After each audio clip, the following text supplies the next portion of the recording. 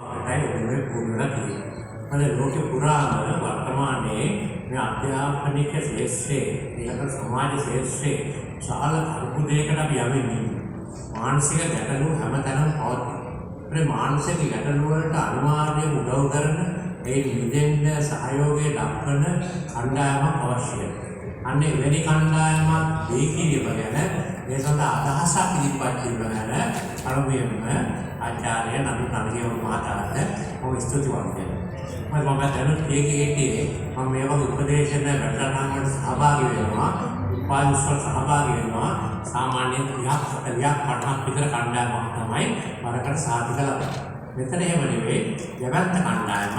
ඔබ හැමදේම ලංකාව පුරාම විසිරලා ගිහිල්ලා හැම ගමකම හැම ආයතනයකම තියෙන ගැටලු වලට උදව් කරන කෙනෙක් බවට පත් වෙයි කියලා අපි බලාපොරොත්තු වෙනවා. මේ සමස්ත ලංකාව කියන වචනේ එකට අර්ථවත් සමස්ත ලංකාවම ආවරණය කරන උපදේශක මණ්ඩලයක් තමයි බස්සවබ.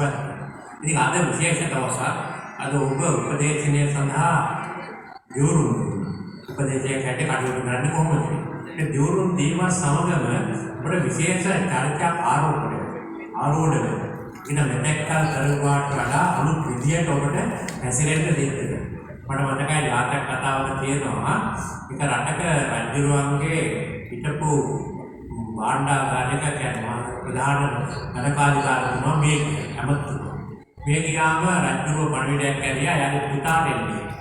ඊපස්සේ පුතා එනකොට පුතා රජුරුව බලන් හිට දීපැදුරු කවුරුවේ පුතා තවම කරුණේ එන වඩව පුරක් දුර උඩින් පැන්න ළඟ ටික කබලක් තුන ගුවපයි ඔය සාමාන්‍ය සෙල්ලක්කාර කොල්ලෙක් තමයි ආවේ.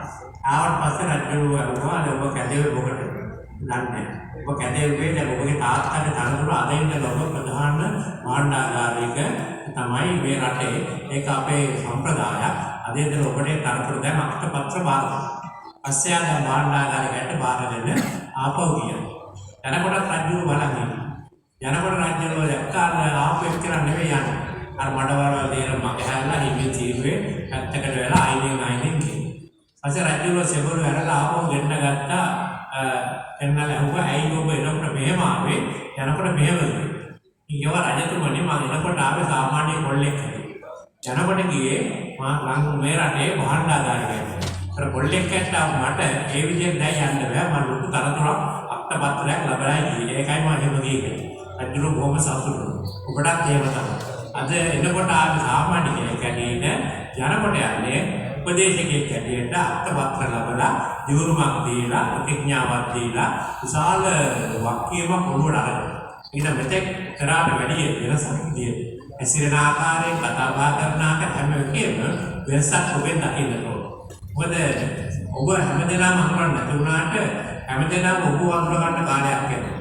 ඒකින් අපේ පාරේ ගියත් අවතුම් පැවතුම් හැම වෙලේම නියම ගුරුවරයෙක්ගේ උපදේශකයෙක්ගේ අවතුම් පැවතුම් පවත්වාගෙන යන්න සිද්ධ වෙනවා. මොකද එහෙම නැත්නම් ඔබේ උත්තියනේ අසාධාරණයි. ඒකින්ද මේසි පහසු කාර්යයක් නෙවෙයි ඔබ මේ පාර කරන්නේ. මම පොතක් පරිවර්තනය කරලා තියෙනවා ලයිෆ් ආෆ්ටර් ඩෙත්. මරණින් මතු ජීවිතය සපවත් කරගන්නේ කොහොමද කියලා මම මේ පොත සිංහලට දාලා. ඊට මැරෙන්න ඉස්සෙල්ලා කොහොමද ඒක කියවනවා. ඒකේ තියෙනවා සසර පෙරට හම්බෙන රස්සාවල් තුනක් කියලා. එකක් තමයි සත්‍යල් දෙකක්. එකක් තමයි වෛද්‍ය වෘත්තිය, අනිත් එක තමයි ගුරු වෘත්තිය. ඇයි එහෙම කියලා තියෙන්නේ? අපි දන්නවා බුද්ධාගමේ තියෙන බුදුහාම දේශනා කරලා දාන තුනක්. ආමිෂ දාණය, අබේ දාණය, ධම්ම දාණය. එතකොට ආමිෂ දාණය කවුරුත් අපි දන්න සාමාන්‍ය දාන. හැබැයි දෙවෙනි තුන්වෙනි එක වෛද්‍යවරු තමයි අබේ දාණය දෙන්නේ. ගුරුවරු තමයි ධම්ම දාණය දෙන්නේ. උපදේශකවරු ගුරුවරු අබේ දාණය ධම්ම දාණය දෙකම දෙනවා.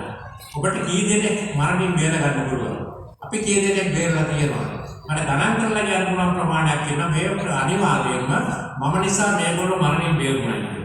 ඒ කියන්නේ මැරෙන්න ඕන වෙන්න කියලා හිතුවයි අපි ලාවට බලක්වන්න තියෙනවා. ඔබටත් ඒ කාර්යය කරන්න වෙනවා. අවදාන ඔබට පිළිතර තියෙන්නේ ඔබේ කරපු සේවය. ඒ වගේම ඔබ හැමදාම දැනුවත් කිරීම කරන්න. ඒක ධම්ම දානයක් කරන්න. ඔබ හොඳ ගුරුවරයෙක් වෙන්න ඕන. ඔබට හොඳ උපදේශකයෙක් වෙන්න ඕන. එතකොට පොතේ තියෙන අබේ දාණය ධම්ම දාණය දෙකම දෙනෙක් කෙනෙක් වාට ඔබ වත් වෙනවා. ඒක තමයි මේ ලෝක අපිට ලොකු වටිනාකම. මේ දෙක ඔබට සසර පිරෙන්න තමයි ලැබෙන්නේ. සසර පිරෙන්න හැම වෙලාවෙම රස්තාව දෙකක් තමයි මේ කියන්නේ වෛද්‍ය වෘත්තිය සහ ගුරු වෘත්තිය. ඒ දෙකම ඔබට ලැබිලා තියෙනවා. ඒ හින්දා ඔබ මේ දෙකේම භූමිකාව ඔබ හොඳින්ම කරනවා කියලා බලාපොරොත්තු වෙනවා. එතකොට මේ කරන්නේ කොහොමද? මට මතකයි මහාචාර්ය එළිය සරත්කරන මහත්මයා හම් වෙලා එතුමාගේ ගෝලයෙක් කියපු කතාව. එතුමාගේ ගෝලයෙක් සරත්කරන මහත්මයා ගිහිල්ලා කිව්වලු සර් මට ෆස්ට් ක්ලාස් එකක් තියෙනවා කියලා විභාගෙ. තාත්තේ මට එන්නාවල කිව්වලු එහෙනම් අද ඉඳලා පොත් බලන්න පටන් ගන්න කියලා. මොකද මෙච්චර කාලෙ බැලුවේ විභාගෙට බලලා මදි. දැන් අද ඉඳලා තමයි ඔබ සැබෑ විදියට කියවන්න පටන් ගන්න. ඔබටත් මම කියන්නේ ඒකම තමයි. ඔබ විභාගෙට ඉගෙන ගත්තා අපි ඔබ ඉගෙනනවා. ඒ හැබැයි ඒ ටික අවශ්‍ය ඉන්නේ ඒ කොටස විතරයි. හැබැයි ඒ දැනුමෙන් අල්පය. අද ලෝකේ දැනුම හැමදාම අලුත් වෙනවා. අපි අද උගන්වන එක හෙට වෙනකොට වෙනස් වෙනවා. ඇත්තටම දැන් මම අවුරුදු ගාණක් විශ්වවිද්‍යාල අවුරුදු 30ක් ගන්න තියෙනවා. හැබැයි ඔබට උගන්වන්න මම හැමදාම අලුතෙන් කියවන්න වෙනවා. ඔය එදා උගන්වපු කරුණ දැන් යල්පැද. ඒක අද අලුත් කරුණු තියෙනවා. විශේෂයෙන් වෛද්‍ය ශාස්ත්‍රයේ දියුණුවත් සමගම ස්නායු වෛද්‍ය ශාස්ත්‍රයේ දියුණුවත් සමගම මේ මොලේ මේ දියුණුවෙන් ක්‍රියාත්මක ආකාරය පිළිබඳ අලුතෙන් සොයා ගන්නකොට මනෝවිද්‍යාවට අලුතෙන් ගොඩාක් අපිට හිතන්න වෙනවා. ඒකින්ද අපේ රටේ මනෝවිද්‍යාව තාම කලාපීඨ දියුණුවට හුඟක් රටවල් දැක්ක විද්‍යාපීඨට මාරු වෙලා තියෙනවා. ඒ මොකද එච්චරකට මේ ජීව විද්‍යාත්මක පරිශ්‍රණ වල තොරතුරු අරගෙන පුද්ගලයාගේ පිළිවෙලව අර්ථකථන දෙන්න පටන් ගන්න තියෙනවා. ඒ නිසා මූලික දේ තමයි අපි හැමදාම අලුතෙන් ඉගෙන ගන්න ඕනේ. සරත්චන් මහත්තයා කිව්වා වගේ දැන් ඔබට විද්‍යාතිකේ ලැබෙනවා. අද ඔබට උපාධියක් ලැබෙනවා, සම්මානයක් ලැබෙනවා. අදින් පස්සේ වැඩේ නවත්තන්න එපා. අද තමයි ඉගෙන ගන්න පටන් ගන්න මුල්ම දවස. ඒකින්ද ඔබ උපදේශනය කරන්න යනකොට අනිවාර්යයෙන්ම මුල ඉඳලා පටන් ගන්න. ඔබ මිනිස්සු හොයාගෙන යන්නේ. ගැටලු තියෙන අය හොයාගෙන යන්නේ. ඔබ ළඟට එනකන් ඉන්න එපා. ඔබ මුල් අවස්ථාව තමයි අපි ඉගෙන ගන්න. වැඩ කරමින් ඉගෙන ගන්න ඕන. සමහරවිට අපි කරන හැම දෙයක්ම අනිවාර්යෙන් සාර්ථක නොවෙන්න ඕන. අසමත් වුණා ගැන කනගාටු වෙන්න එපා. මොකද 100%ක්ම අපිට නිවැරදි කරන්න බැරි වෙන්න පුළුවන්. මේ විශාල ප්‍රමාණයකට අපිට උදව් කරන්න පුළුවන්. හැබැයි අද බැරි වෙන එක හෙටවල වඩා පුළුවන් වෙන්න පුළුවන්. ඒ හැම දවසක්ම අපි අලුත් ඉගෙන ගැනීමක් තියෙනවා. අර අබ්දුල් කලාම් තුමා කියලා තියෙනවා ෆේල් කියන වචනේ නැහැ කියලා. આ ෆේල් කියන වචනේ අලුත් අර්ථයක් තියෙනවා. ෆේල් කියන්නේ first attempt in learning. ඉගෙනීමේ පළමු උත්සාහය තමයි අසමත් වීම. ඒකද අපිට අසමත් වුණාට තමයි හිතපු දේ සාර්ථක නැතුණාට ඒක අලුත් පාඩමක්. හැබැයි එතනින් අපේ ඊළඟ සැරේ සමත් වෙන්න අපි ගැටලුවට උත්තරයක් හොයාගන්න. මේ විදිහට ක්‍රියාත්මක කරපු ඔබේ භූමිකාව ඉතා හොඳින් කරන්න පුළුවන්. ඒකින්ද හැමදාම වැඩෙන දවසක් වඩපත් කරගන්න. මෙතෙක් ඉගෙනගත්තු කරුණු වලට අලුත් කරුණු එකතු කරගන්න. ඒ නිසා තමයි අපි කියන්නේ වර්තමානයේ ඉගෙන ගන්නා සමාජයකට යන්නට ඕන. ඔබ හැමදෙනා විවිධ රැකියා කරන මම දන්නවා. මෙතන වෛද්‍යවරු ඉන්නවා, විද්‍යාවේ නීතිඥවරු ඉන්නවා, කණකාරිකරු ඉන්නවා, ව්‍යාපාරිකයෝ ඉන්නවා, ගුරුවරු ඉන්නවා, හෙදියන් ඉන්නවා, හැමදෙනෙක්ම ඉන්නවා. ඒ හැමදෙනෙක්ම මේ ඉගෙන ගන්න කොහොමද? ඔබලා ඉල්ලන්නේ মালටි ඩිසිප්ලින් කියන එක. බහුවිධ බහුවිධ විෂයන් පිළිබඳ දැනුම තමයි අද ලෝකෙට ඕන වෙන්නේ. එක ශාස්ත්‍රයක පටු ශාස්ත්‍රයක යනවට වඩා ශාස්ත්‍ර කීපයක් ඉන්න එකට හැමතැනම ඉල්ලුමක් තියෙනවා. ඒකින්ද මොලේ වම් පැත්තයි දකුණු පැත්තයි දෙකම දියුණු කරගන්න. සමස්ත පෞෂ්‍ය දියුණු කරගන්න පුද්ගලයෙක් වෙන්න තමයි ඔබට යෝජනා කරන්නේ. ඒකින්ද ඔබ මේ ඉගෙන ගන්න හරි හොඳයි. මේක අපි කරන යාවජීව අධ්‍යාපනය කියලා මරණ කර්ම ඉගෙන ගන්න කියලා. ඉගෙනීම නවත්තන්න එපා. හැමදාම ඉගෙන ගන්න තියෙනවා. සංස්කෘත කියමනක් තියෙනවා මාර්යා කෙස් වලින් අල්ලාගෙන ඉන්න හැටියට ඉගෙන ජීවත් වෙන්න. හැබැයි කිසිදා නොමරන කෙනෙක් හැටියට ඉගෙන ගන්න. අවදාවත් මැරෙන්නේ නැහැ කියලා ඒ දක්වා ඉගෙන ගන්න. මොකද අපි හැමදාම අපේ කර්තව්‍යයක් තියෙනවා. ඉගෙන ගන්නවා කියන්නේ හැමදාම අලුත් වෙනවා කියන්නේ. ඔබ දිගින් දිගට අලුත් වෙනකොට ඔබටම පෞරුෂයක් ඇති වෙනවා. අන්නේ විශාල පෞරුෂයක් ඇති කරගන්න කෙනෙක් වඩපත් වෙනවා. ඔබ තාම තරුණ වයසේ ගත කරන්නේ. මට වඩා මම තව ඔයගේ 3 ගුණයක් විතර ජීවත් කරලා තියෙන කෙනෙක්. ඔබට තව මම වගේ 3 ගුණයක් එන්න නම් ඔච්චර කල් තා කියලා ඉඳ ගන්න. ඒකින්ද ගොඩක් ඉගෙන ගන්න පුළුවන් ගොඩක් කල් කියනවා. ඒකින්ද මූලික දේ තමයි උපදේශයේ පළවෙනි පියවර අත්‍යය. මගේ දේන තාක්කවට මම කියලා ඇති උපදේශයේ පළවෙනි පියවරක් තමයි වැළැක්වීම.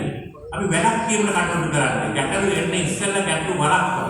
ඊළඟට ගැටලු ආපුවාට සංවර්ධනය කරන්න ඕන. ඕන් ශක්තිමත් කරන්න ඕන. ශක්තිමත් කරන අධ්‍යාපනයක් ලබා දෙන්න ඕන.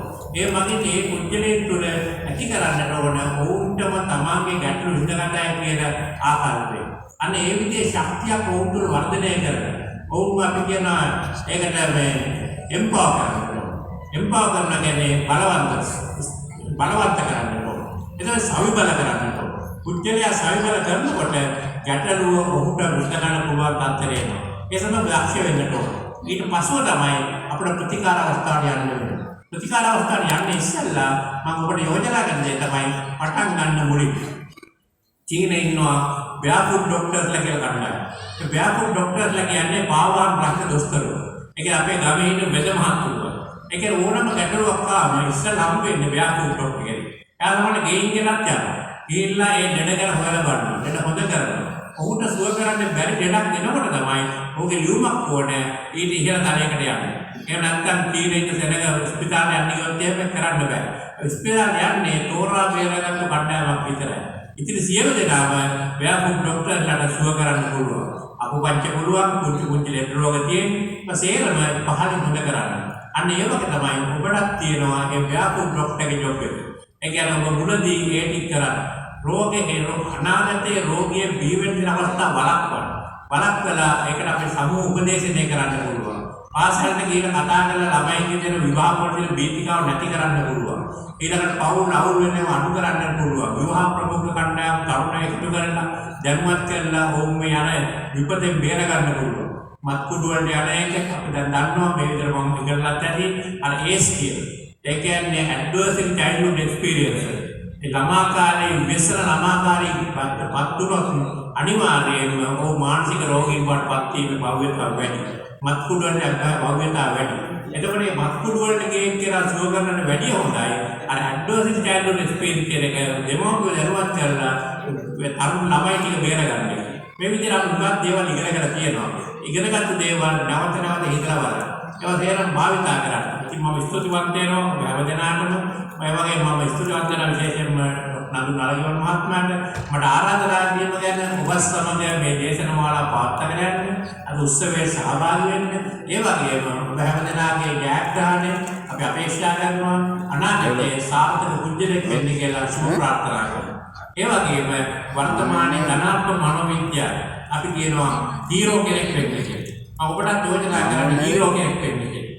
හීරෝ කෙනෙක් වටපිට හතරට වටනා හතරක් කියලා තේරුම් හතරක් තියෙනවා. ඉච්ඡාපේ කියන්නේ හොප්ස් කියන්නේ බලාපොරොත්තු සහිත කෙනෙක් වෙන්න. නිරන්තරයෙන් බලාපොරොත්තු රහිත කෙනෙක් වෙන්න එපා. බලාපොරොත්තු සහිත කෙනෙක් වෙන්න ඕනේ. ඊළඟ ඊයේකෙන් කියන සෙල්ෆ් එෆිකසි කියන ස්වයං සඵලත්වය. මට මේ වැඩේ කරන්න පුළුවන් කියන විශ්වාසය පොඩ්ඩක් ගන්න. ඔබට අසංගතන අනුත් කරන තේරුම් අරගෙන මම ශක්තිමත් කරුණයක් කියලා Tamanටම ස්වයං සඵලත්වය ඇති කරගන්න. අනිත් එක තමයි ඉසෙලෙන්සි කියන්නේ වරොත්තු දෙන්න. වැටෙන්න පුළුවන්. වැටුණා නැවත නැවත නැගිටින්න. නැවත නැවත ශක්තිමත් වෙන්න. එහෙම වරොත්තු දීමේ ශක්තිය තියෙන්න ඕනේ. අනිත් එක ඔප්ටිමිස්ට් කියන්නේ සුබවාදී වෙන්න ඕනේ. ලෝකයේ සුබවාදී හැකින් බලන්න පුළුවන් වෙන්න. මෙන්න මේ කරුණු හතර තියෙනවා නම් ඒ තමයි වර්තමානයේ ධනාත්මකයන් ඉදිරිපිල්ලන ප්‍රධාන චරිතය. හීරෝ කෙනෙක් වෙන්න. මමත් ඔබට යෝජනා කරනවා හීරෝ කෙනෙක් වෙන්න. අනිවාර්යයෙන්ම අනාගතයේ හැමදෙනාම පවුලක් මේ සමස්ත ලංකා මනෝවිද්‍යාවේ සංගමයේ එකතු වෙනාම දහස් ගාණක් ඉන්නවා. ඔබ තනි වෙලා නැහැ. ඔබට උදව් කරන කණ්ඩායමක් ඉන්නවා. අවශ්‍ය ඕනම වෙලාවක ඔබට සහාය වෙන්න, උපදෙස් දෙන්න, මඟ පෙන්වන්න මේ සහාය ආශිර්වාද ආයතන වෙනුවෙන් ඒ සඳහා ඔබ උදව් ගන්න පුළුවන් වෙනවා. හැමදෙනාටම සුබ ප්‍රාර්ථනා කරනවා. අර මොනවද මේ පණය මුද්‍රය අසං කළාද මේ වෙලට යුරෝප ප්‍රකාශ කරන්නේ